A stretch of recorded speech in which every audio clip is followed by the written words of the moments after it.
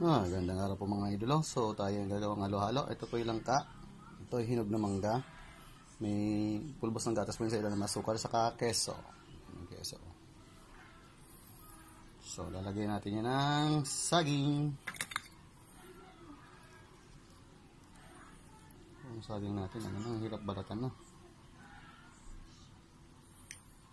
Ang hirap balatan mga mag-idolo ng ating saging. Dikit na dikit ang balat, oh. Dikit ng balatan mga mag-idolo. Halo-halo po yan. Sarap yan. Pulbos ng gatas sa suka lang po. Ayan. Ang lalaki ng hiwa natin. Pang sarili po kasi yan. Kami lang naman kakain. Hindi naman yung paninda. Tatlong klase ng prutas lang po yan. Pero ang dami naman. Kumain po kayo lagi ng maayos mga mahal ko idolo, ha? Napababayaan ng sarili.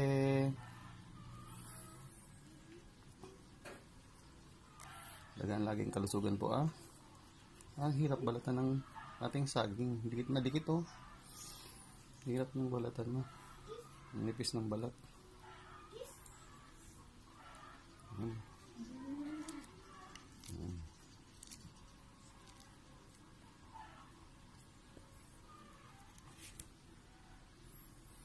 So lalagyan natin yung tubig sa kalalagay natin sa frigidero.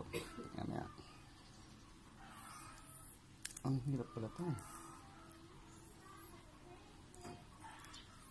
Ayaw ko magtanong ng ganito. Buti pa yung latundan.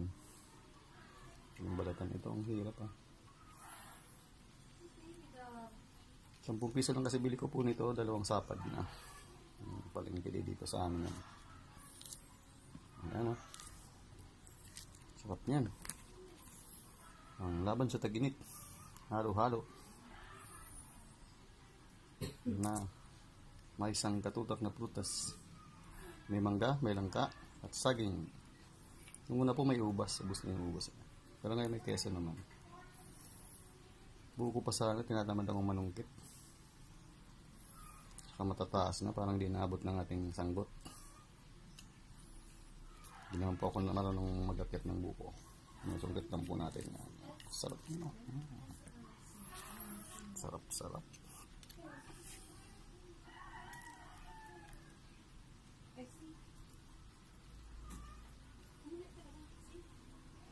Dikit na dikit, oh.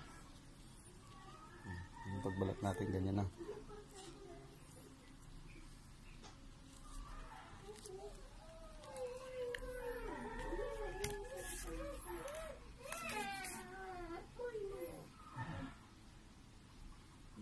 Dikit na dikit ang balat.